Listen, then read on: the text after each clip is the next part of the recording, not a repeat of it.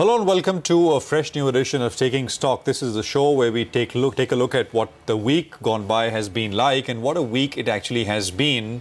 A complete roller coaster from extreme bearishness and pessimism to closing the week finally in a pretty optimistic and a happy ending kind of a way. But more importantly, we'll also look ahead because we are poised at a very interesting junction.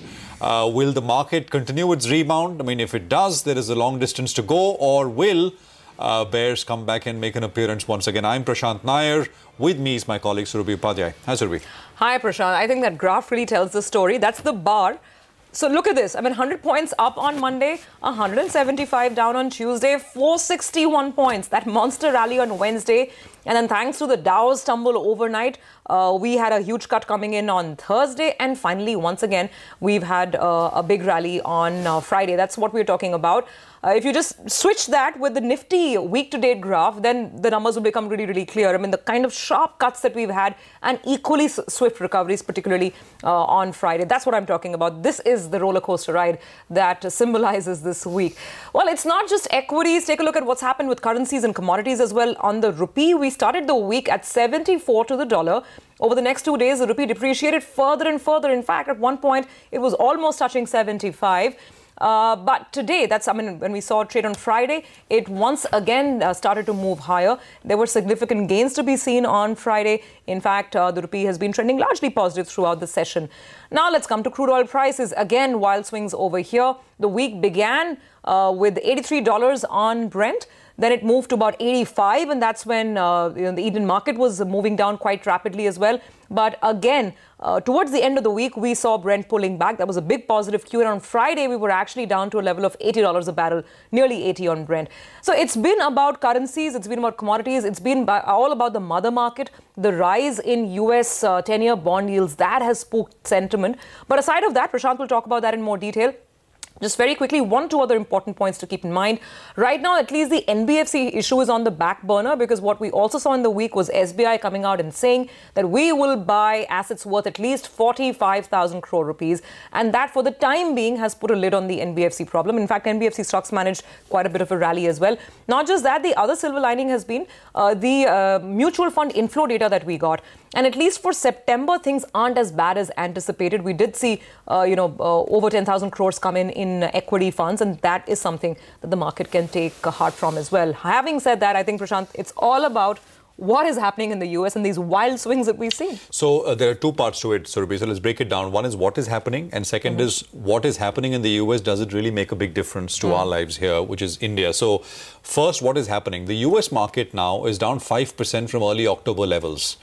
And this correction has happened, this 5% correction has happened without any clear reason. I mean, there is no smoking gun, so as to speak. There is no hidden reason or a fear that somebody is sold or, China is selling treasuries. I mean, there was the rumor doing the rounds, but nothing of that sort. I mean, so this has been essentially a pullback without a clear reason. That's point number one. They could be, before that, by the way, the sell-off did not start with the S&P 500 or the Dow. It started with the Russell 2000. Which is basically, an aggregate of pretty much all of the smaller companies in the US, right? The reason I'm highlighting that is because if you think about if you hear reasons like it's because of China or trade war and stuff like that, it would first show up in the Dow or the S&P 500. Those two indices are much more globally exposed. That was not the case. This began with the Russell and it kind of spread through into tech stocks and other things as well. So it seems like it's much more focused. The reasons were much more US focused rather than international, feeding off of international cues, etc. The reason there could be many reasons. There could be there is midterms approaching. Markets have previously sold off into midterms only to rally post those elections in the US. It could be oil. It could be rising yields. But it seems like there is not one discernible, clear kind of reason for the sell-off. Now we come to the question whether a weak S&P 500, I mean essentially a weak US market, necessarily means a weak emerging market pack. What could a weak S&P really mean? It could mean broadly deflationary kind of trends. It could mean lower rates, lower oil, and maybe, just maybe if you're lucky, no rally as far as the dollar index is concerned. You look at those three things, and it doesn't seem like a pretty like a bad combination to have day on day as you look at what emerging markets like India, etc., may do. So the answer to that question is, well, no. A weak S&P doesn't necessarily mean weak emerging markets. If you satisfy those conditions, that is. And I mean, if you look at Friday's session, we did satisfy all those three conditions. The last thing I want to leave you with it is that the question is, have equities put in a bottom in place, and not just for Indian markets or US, but essentially a couple of big markets around the world. And the reason I'm getting to that is, if you look at S&P 500, look at NASDAQ, Hang Seng, Kospi, all of these markets, they've all touched some pivotal support levels. It could be the 55-week moving average. It could be the 200-day moving average. They've all touched those levels and have kind of sort of bounced off from there, almost in a synchronous kind of a way. And that is the reason why it's just possible that, I mean, going from here, we get little of that turbulence, extreme volatility that we've seen, extreme sell-offs that we've seen, and we have some calm over the next many weeks. So I just want to leave you with that thought. But I think we have our guests ready. Yes, absolutely. So we have our experts lined up to take you through what's been quite a dramatic week. We have Mahir Bora, Chief Investment Officer at Max Life Insurance, with us on this leg of the show. Mahir, thank you very much for joining in. What a week it has been. But I think the question that's emerging by Friday is that, is the worst of this carnage over, this volatility? What's your sense?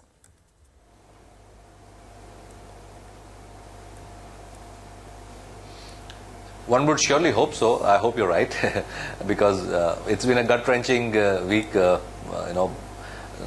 say the least. And obviously, as you rightly mentioned, it's been a combination of global and local factors. And thankfully, in the last couple of days, oil has come down quite sharply. Good for India. And the fact that mutual funds still continue to see positive inflows means that there is some support to the market on the downside. So hopefully we should stabilize at these levels and see how it goes forward. Right. Mahir, so those are a lot of balls in the air. But if I were to put you in a spot and ask you, what is your experience of the market tell you? Have we for now put a bottom in place?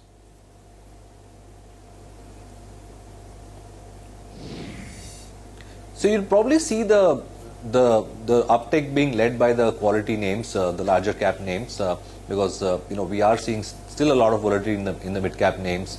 The other segment that needs to stabilize for the markets to really get confidence is the financials space, especially the NBFC space, which has seen the maximum amount of panic in the last 15 days or so.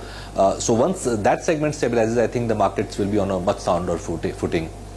So in terms of the policy response or the institutional response, I think a lot more needs to be done to assuage fears on the NBFC front, ensure that liquidity is flowing to that segment, because that's what the lingering doubts are at this point in time. Once we get that passed, I think the markets will be on a much sounder footing. Coming to Diwali, we are seeing a busy season ahead. Hopefully consumption is still continuing. So that's what is something that the markets are really looking forward to move forward. Mahir, is the NBFC problem over, you think? And the moves that we saw this week with banks like SBI saying we'll come out and buy loans directly, has that firmly taken care of that particular bogey?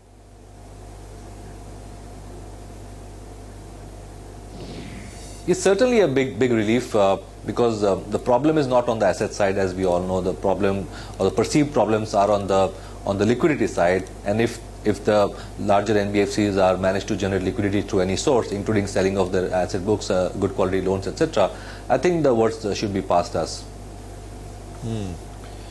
Okay. There are elections, right? December 11th is an important date.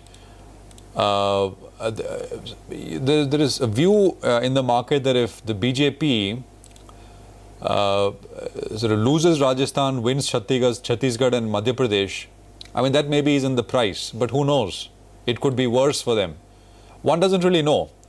Does that make a significant difference to what you should be doing in terms of, where aggregate markets can be?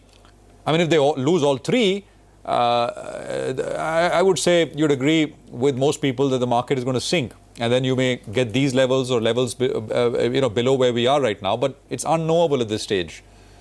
What are your thoughts, Mahir?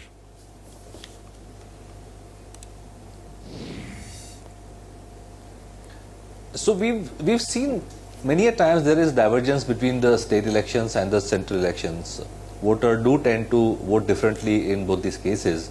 So in my view, the bigger game or the bigger issue is the May elections, and that frankly to a great extent depend on how the opposition aligns itself. Is it a tight alignment or a loose alignment, etc. So there are lots of moving parts in that equation. So from an investor point of view, I would place a lot less emphasis on the state elections, whichever way they go. Right.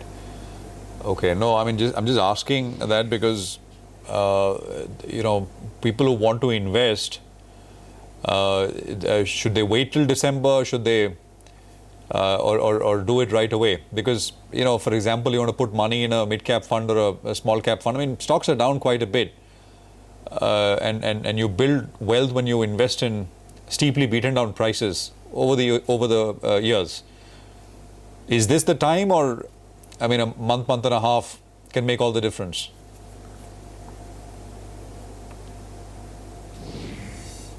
No, not really. I mean, given the carnage that's already happened in the mid and small cap space, if one finds a convincing idea with a long-term future available at attractive valuations, I would say you start at least nibbling into the space, because as I repeat myself, to me the state elections are a much smaller event than the central elections.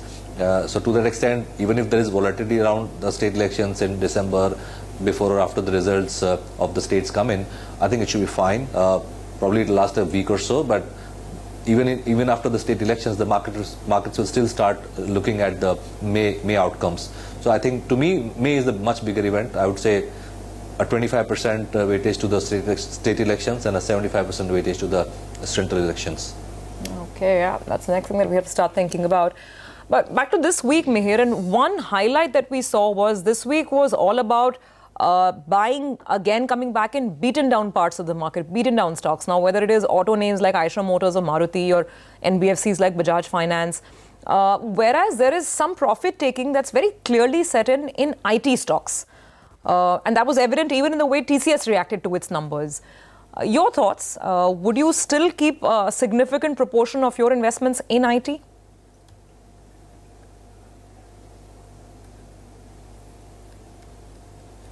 Yes, I would, because I don't think the markets have discounted the 73 mark on the rupee so far, while IT stocks have done well in the last 6 months.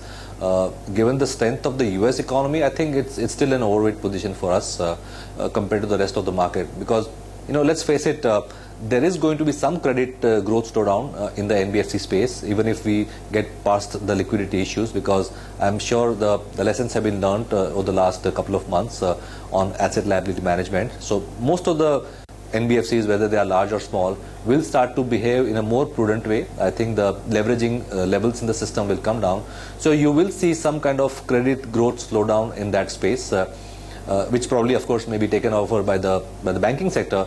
But in that space, given that there's been a sentiment shock, you will see behavioral change. So for a few months, I would say that you might see a little bit of a slowdown in the domestic numbers, which will again pick up as we build up to the elections. So to that extent, I think IT has its own space given the strength of the global economy and the way the currency is going. Okay, let's see how these trends shape up in the coming weeks. Thank you very much, Mahir, for being with us on the show today and giving us your views. Well, there you have it. Let's get you one more voice. We have Onma Kapadia, Director of Institutional Equities for UK and Europe at IIFL. He's joining us from London. Aon, always good talking to you. Good to have you on the show. Now, here's the thing. Yes, Friday was positive. Yes, for the week, India has done better than several other Asian markets. But there's been relentless FII selling. So when you speak to clients out of London, what are they telling you? Is it going to end the selling anytime soon? As you know, that we are in a scenario where the global bond yields are rising, and this is a phenomena where the cost of capital is changing. The risk premiums are changing drastically for emerging market equities, and it's a simple economics. So in a scenario like this, this selling will definitely continue, and some of the investors that I speak to are mostly emerging market focused investors, and most of the FIRs are like that. So, it's a scenario where, as you see in the last 2 months or so, the selling has been quite relentless.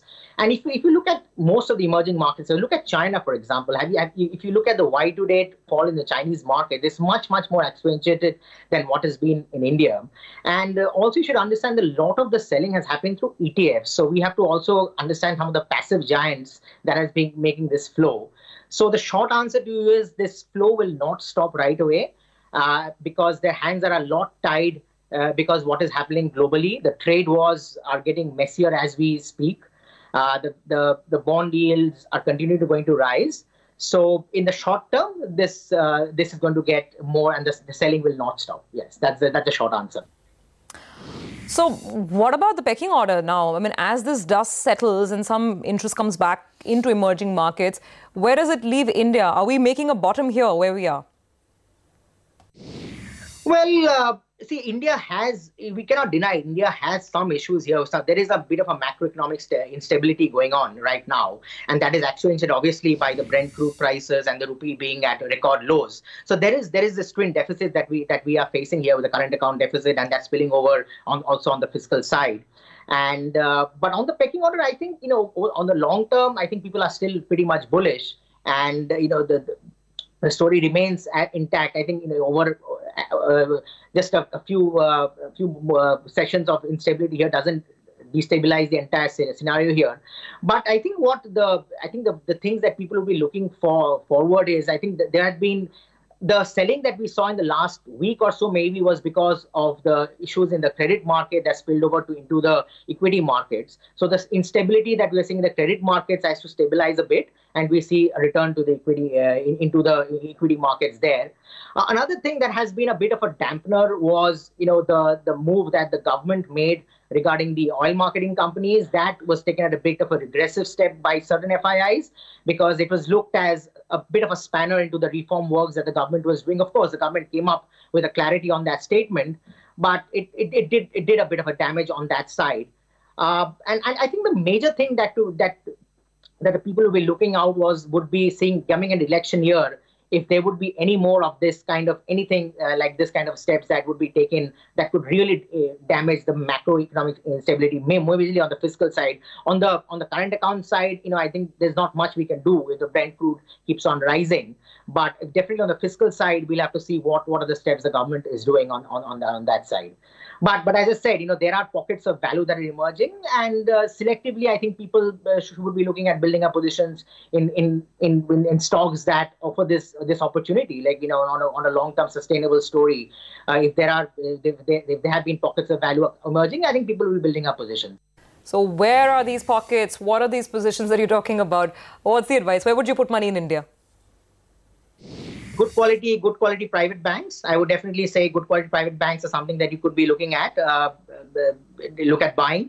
A company, IT, for example, is something that you could be looking at buying, because in IT is one sector that are coming in the earnings, that we would be seeing earnings upgrade coming, because I think most of the companies have in the earnings and have benchmarked the earnings at 65 to the rupee, and as you've seen that 1 rupee increase to the dollar probably adds close to 2% to their earnings. Some of the costs might be passed through, but even if we take 72, 73 as benchmark, that would see a bit of an earnings upgrade. So IT is one sector that I would say people should be looking at buying. Reliance is a stock that has come off. Reliance continues to be one of our top picks. So that's another. So yeah, so selectively, I think some of these stocks people should be looking at buying. Okay, Ayan, we'll leave it on that note. Thank you very much for joining in. You heard the fundamental voices coming in from Mahir Bora and Onma Kapadia. We have Ashwini Gujral now joining in on the charts. Ashwini, thanks very much. What did you make of this, hugely turbulent week and the way it finally ended on Friday with a very large gain? See, on the Nifty, we've had almost 5 negative weeks, and this is the first positive week after 5 negative weeks. So that way, it seems that bulls have reassumed control. Now, the ideal sort of upside target is the 200-day moving average. That's closer to 26,145 on Bank Nifty futures, and possibly 10,800 on the Nifty futures.